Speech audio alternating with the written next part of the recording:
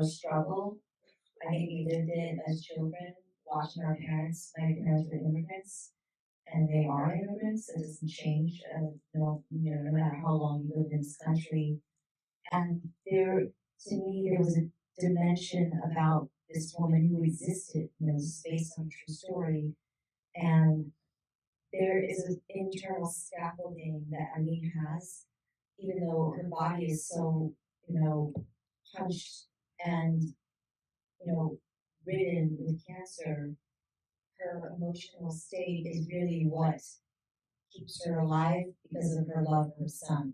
And this movie to me was about love, and I think that the issues within that love were complicated because even though she loved deeply, she didn't really communicate anything else. There was a lot of silence, and I really worked in that silence to, to keep her internal clock moving forward. And I think that there's an authenticity to this character that's crucial so that people didn't, go into like some other character that I played that was more, culturally popular, like Oren or, Alex Mundy, anyone like that. I wanted to do it justice because we want to humanize this family and what this final act was in the movie so that there was a feeling of compassion instead of judgment, which I think what happened to her, and that's what created this tragedy. Because there's so much judgment that there was loneliness,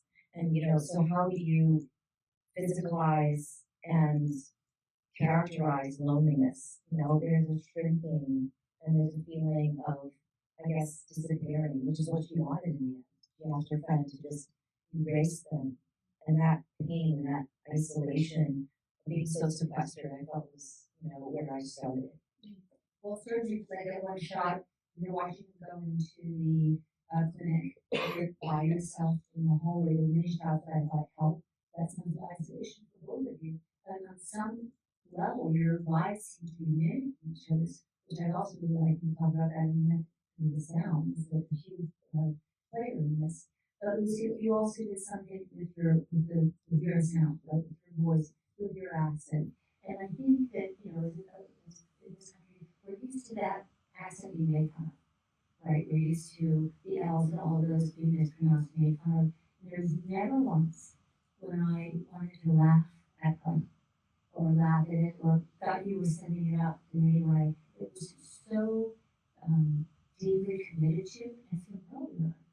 Did you work with vocal coach? How did you get that? I did. I worked with somebody, Doug Honorok, who broke down the language for me. He speaks multiple languages. He has a very deep understanding and knowledge of the history of language. Depending on what time or decade or location or region, and he will break it down very, very succinctly and very specifically. He is an expert, and I met him on Elementary, and he was working with Johnny Miller for Johnny was playing Sherlock Holmes, who obviously speaks multiple languages, Russian, Chinese, what you name it, he does it.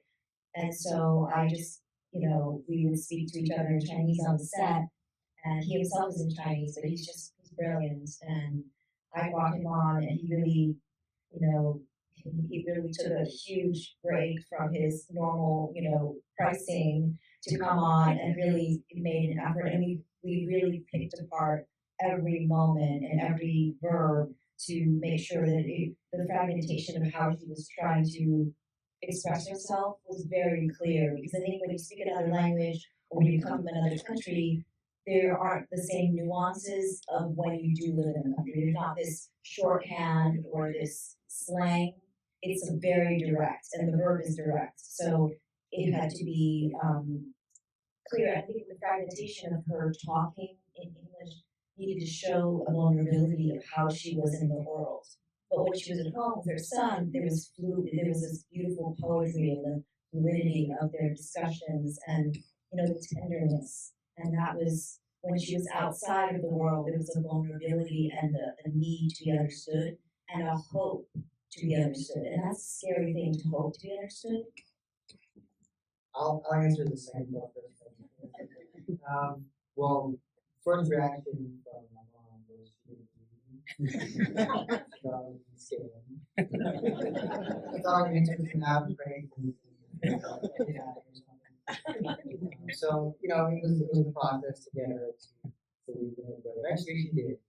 Thank God. But that's for the first part, yeah, I mean, I think I knew what this role was, and what this person's character was, going into it. When I first read the script, I had actually heard of the story, when it first happened. When I was in middle school, I had a friend of mine who went to the same high school that the original girl went to, and he had shared the story. Now, obviously, back then I was very young. I did not look into it. I didn't know too much about it. I just knew, what they were telling me. I didn't even get to them. I didn't read into it. But when I got the story and I got the script, it brought back memories for me, and it made it very personal for me. So when I went into the audition, I drew a lot of that from my personal experiences. A lot of the actions and the ways that I would talk, the way that I would talk to my mother, the way that I would talk to my friends, I brought that into the audition. And it was all just about trusting your instincts, but also finding the compassion to portray this character, not just as someone who has schizophrenia or struggling, but also as a son, a friend, a student. Because Joe, he is more than just schizophrenia. He is so much. He is this beautiful piece of work that just was a gift, and that was unfortunately, tragically, had to come to this conclusion. But when I was working on this character, I wanted to portray that. I wanted to really show that and say that I'm very thankful to the NBC and passing that to the producers for believing me and seeing that. Because when you're an actor saying something like that, you never know if they're going to see it or not. You just kind of have to cross your fingers and hope that they do it. And I think they did. It was quite beautiful. I think the performance was very, very layered. When we come back around, I want to ask you about how you studied for schizophrenia, but I know it wasn't. Just the journey alone. I think you were all involved in that, so I'm posing to you all. But I will say there was that scene, when you go to a friend's house, and the other two friends talk about what they go to do, play with snakes, I think it is, or go maybe have a pizza, and then you smile at the door. And so that compassion and the fact that he's a good boy, a good dude, a good guy, that so clear in that scene, and it seemed like it was also his turning point. Going, oh, it's going to be okay. He's going to be okay. But then after that, you decide not to take the pill, and something I guess clicked. When you decide not to, and I guess you had to put that sequentially as in terms of what you know about the lives of the real people. But it was a real stunning moment because I think in those moments we never know why is somebody walking around steer God, please don't. So I wanted to ask you, speaking of this schizophrenia, Eric, also guys, Eric,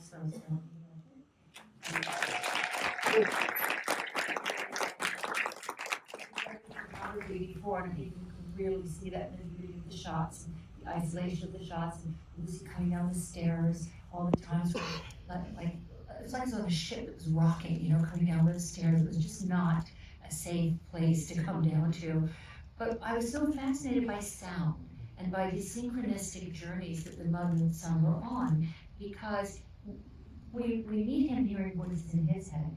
When Lucy goes on that drive, she's hearing all those voices too, and the sounds of the traffic are loud. And I thought, when they're performing that, they don't know what you're going to layer over, right? So how did you use sound to help tell the story, and how did you help the actors understand what the noise in the room was going to be? Yeah, I'll start with, started working with Lawrence on Joe's character and the psychotic episodes. We always knew, in sort of our research, people will talk about the onset of the psychotic episodes and they have auditory hallucinations, hear voices. But what's maybe missing from most people's perception of it is that it comes with a feeling, right? It's like the voices might be saying something, but what you feel is fear or doom, or that, danger is coming. And how do you give that sense, without resorting to, sort of, I guess I would call it like sort of cheap, visual gags. And so we really leaned into this idea of making the audio sort of that soundscape, that emotional space for him. And it all sort of dovetailed together because the auditory hallucination, he's trying to parse what's reality and what's not reality as all these sort of like things are happening internally. And so sound was like a super effective way to really augment that and give that feeling to the audience, what he was experiencing. And me and Lawrence worked a lot in our rehearsals about what would be going on internally with him as he's going through these episodes, because it couldn't be as simple as just like, all right, act like you hear someone's talking to you over there. It had to be something far more emotional, right, and rooted in these things that were happening to him. For me, I always looked at it through the lens of protection, right? His dad was taken away from him. You see the store might be sold and taken away from him. His mother's health is failing and might be taken away from him. So there's this sense of loss and protection that was very primal and emotional for him. That is still the core of like what he's going through. And we tried to have the sounds sort of carry that across. This story, as you know, is based on real events. And so the whole challenge with this was how to make them come to life when they are no longer here. And when you can't speak with them, when there's very limited information about them, to breathe life into them again, essentially. And so what I find so beautiful about the film and the process of speaking to people who watch it in different audiences is that there are so many issues in the film. There's actually so much for us to talk about and connect about. I think that every one of us who made the film and who were part of it still think of it as a love story between a mother and a son, and that love carries through the whole film. And so I think that understanding that at the outset was very important, to know that everything else we were going to explore would be under this umbrella, and how far we want to go into any direction with Joe's mental health issues with his schizophrenia, how far we're going to go into the shame of the community, how far we'll go into each of their personal lives with Joe's peers and Eileen's peers. All of that will be shaped by the love story. And so that was very important.